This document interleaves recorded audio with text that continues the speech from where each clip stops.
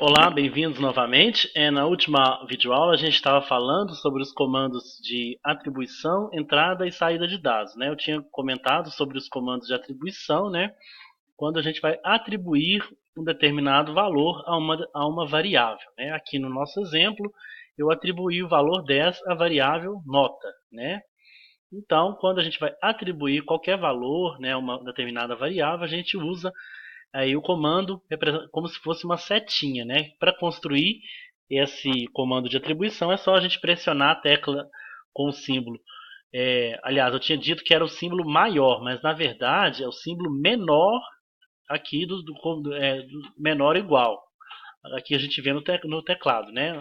É um símbolo, um caractere, um símbolo matemático, né? O símbolo menor que a gente encontra aqui no teclado, que vem geralmente junto com a vírgula, né? Então a gente pressiona o símbolo menor e depois a gente vai pressionar o símbolo que gera o hífen, né? Fica é, na linha, praticamente na segunda linha do teclado, né? Linha de caracteres alfanuméricos. Então o símbolo do hífen fica próximo também ao símbolo do mais, do símbolo do igual, correto? Então a gente gera o comando de atribuição utilizando a linguagem visual, a linguagem pseudocódigo, né? Não é bem uma linguagem de programação, uma linguagem para construir a construção de algoritmos iniciais, para o entendimento de algoritmos. Né? Então, quando a gente for utilizar o aplicativo Visual G, a gente atribui dessa forma, correto? Vamos agora falar sobre o comando de entrada de dados. O comando de entrada de dados ele é responsável pela leitura e armazenamento dos dados na variável que for indicada. Né? Por exemplo, eu criei a variável, por exemplo, a variável nome, que vai armazenar os nomes que foram digitados pelo usuário. Né? Então, eu preciso que essa variável seja feita uma leitura dela. Né? Então, para isso que existe o comando de entrada de dados. Então, existe um comando que é o comando leia, né? Que vai fazer que essa variável seja lida no algoritmo. Né? Então, quando a gente estiver construindo os nossos algoritmos, a gente vai entender isso de forma mais clara. Né? Lá eu vou digitar o comando leia e entre parênteses, né, de acordo com a sintaxe, eu vou colocar o nome da minha variável. Né? Se a minha variável chama nome, então eu vou escrever leia nome, né? Sem colocar sempre entre parênteses. Né? Se você estiver utilizando o aplicativo Visual G, que é um aplicativo para interpretar linguagem pseudocódigo, e esquecer de colocar o parêntese, o algoritmo vai dar um erro. Né? Então não se esqueça de colocar o nome da variável entre parênteses e colocar antes comando de entrada, que é o comando leia, tá bom? Então aqui a gente tem um exemplo aqui, a variável, o comando de entrada leia e a variável nota, que está entre parênteses. Né? Se eu vou criar a variável número, por exemplo, num1, por exemplo, então leia num1. Por exemplo, leia num2, que é outra variável. Posso também, esse foi um exemplo que a gente deu na última videoaula, variável salário, leia salário, e assim por diante. Qualquer variável que você for criar no seu algoritmo, é necessário que você tenha esse comando de entrada de dados, que é o comando leia. Ok? Agora, é o comando de saída de dados. Né? O comando de saída de dados exibe na tela valores de constantes ou de variáveis ou então de expressões, né, como se imprimisse esse resultado na tela, né, será mostrado. Né? Por exemplo, eu digitei lá, eu tenho lá a variável nome. Né? Então, essa variável vai armazenar todos os nomes que eu digitar. Aí, por exemplo, eu digitei o nome João, né?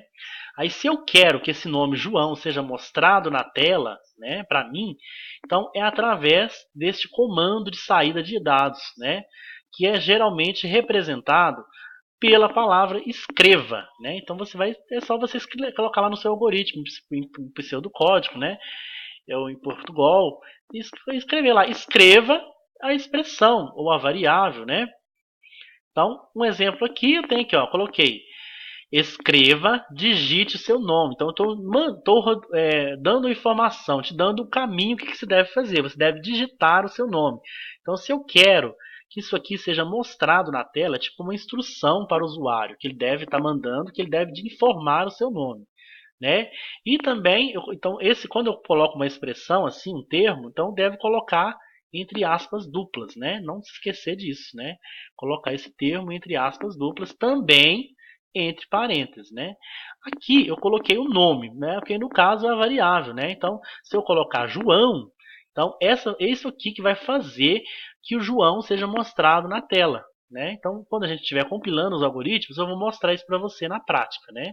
Nas próximas videoaulas. Então, por isso que é interessante, né? Você fazer isso, tá bom? Então, o comando escreva para isso que ele serve, né? Então, coloquei a expressão e também estou imprimindo o resultado da variável. Se eu informei o nome João, então, através da variável nome, que vai armazenar o nome informado pelo usuário, vai ser mostrado na tela o nome João, tá bom? Não vai ser nome não, porque isso aqui no caso é a variável. É como se fosse o x lá da matemática, que vamos supor, x é igual a 5.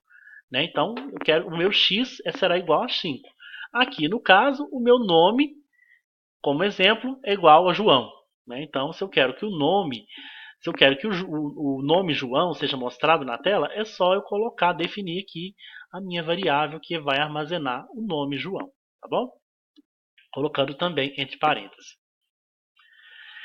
Aqui eu tenho uma estrutura, né? Como será o meu algoritmo, né? A gente vai ver isso na prática, mas você já pode ter aí como que será a estrutura de funcionamento do algoritmo. Então, primeiramente, a gente deve escrever a palavra reservada algoritmo, né? Que nunca vai mudar, sempre vai ter isso aí.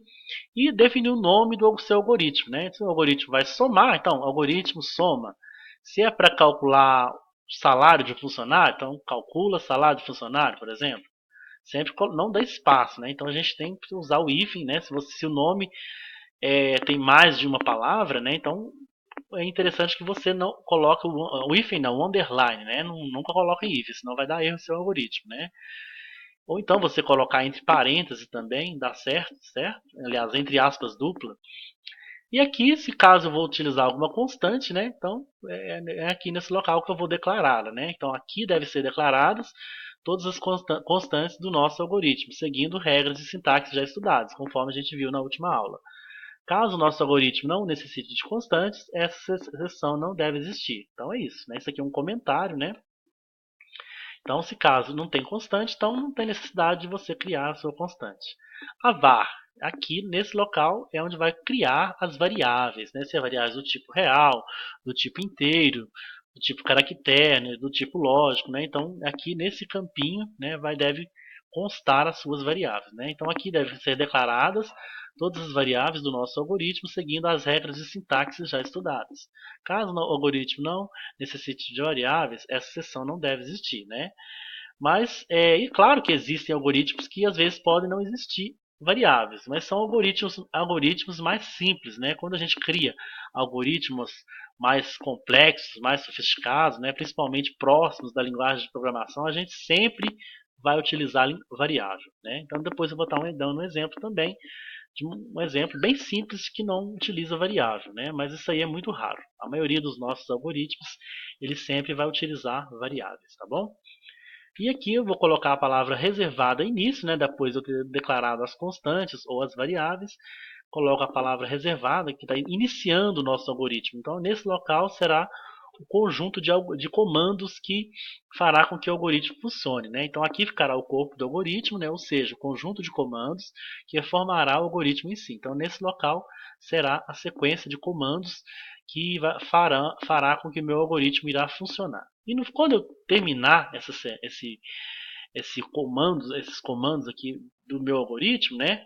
Aí no final eu vou escrever a palavra fim algoritmo, né? Então, quando a gente for usar o aplicativo Visual G, ele automaticamente vocês vão perceber que ele já abre aqui essas palavras reservadas prontas para a gente, né? Então é só a gente desenvolver, criar as nossas variáveis e desenvolver aí o corpo do nosso algoritmo, conforme a gente vai ver no exemplo na próxima videoaula, tá bom?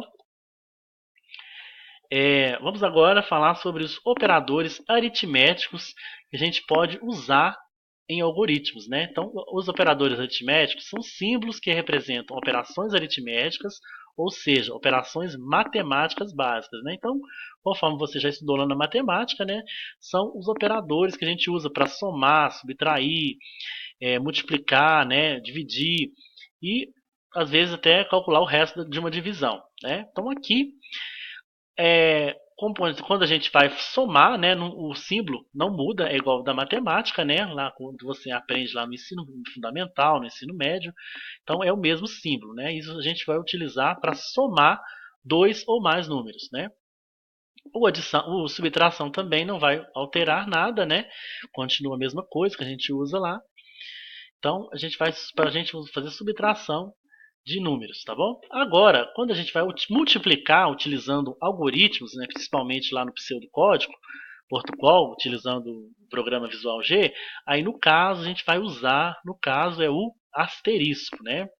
Até geralmente na informática, né, no seu teclado aí do seu computador, né, com certeza na sua calculadora você também utiliza o símbolo do asterisco, né? Então quando você quer multiplicar dois ou mais números, aí você no caso, aí você vai utilizar o símbolo do asterisco. Se for dividir, né, fazer uma divisão de números, aí no caso é o barra, né? Então lá na matemática é um símbolo diferente às vezes, né? Principalmente quando você está iniciando lá o primário, né? O primeiro ao quinto ano, né? Então você utiliza um símbolo um pouquinho diferente para dividir, né? Geralmente duas bolinhas com um tracinho no meio e outra bolinha embaixo para dividir.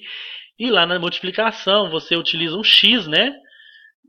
Representando a multiplicação, né? Principalmente até o de primeiro ao quinto ano, né? Aí geralmente a partir dos anos finais do ensino fundamental, às vezes a adição muda. A multiplicação é representada por um pontinho, a, a divisão também costuma ser uma barra, depende, né? Depende da escola. Então às vezes pode mudar, ou continua mesmo, né? O símbolo lá do primário, depende. E aqui no caso, quando a gente vai calcular o resto da divisão, né, por exemplo, se você dividiu 10 por 2, né, que é igual a 5, né, dá uma divisão exata. Então o resto vai ser zero. Então, quando a gente for representar o resto, que é igual a zero, se eu divido 10 por 5, dá uma divisão exata, o meu resto vai ser zero. Né? Então, se eu quero representar, fazer um cálculo do resto, para saber o resto, então é só utilizar o símbolo da porcentagem. Né? Então, o símbolo da porcentagem em algoritmos não é para calcular porcentagem, ok?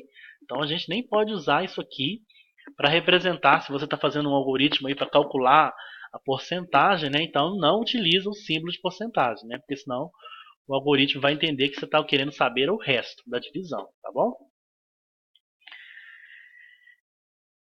E a gente também temos aqui umas ordens de procedência, né?